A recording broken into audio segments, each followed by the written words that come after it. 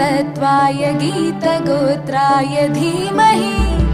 गूढगुल्फाय गन्धमत्ताय गोजयप्रदाय धीमहि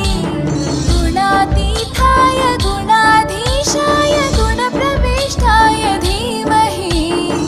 एकदन्ताय वक्रतुण्डाय गौरीतनयाय धीमहि गजेशानाय भालचन्द्राय श्रीगणेशाय धीमहि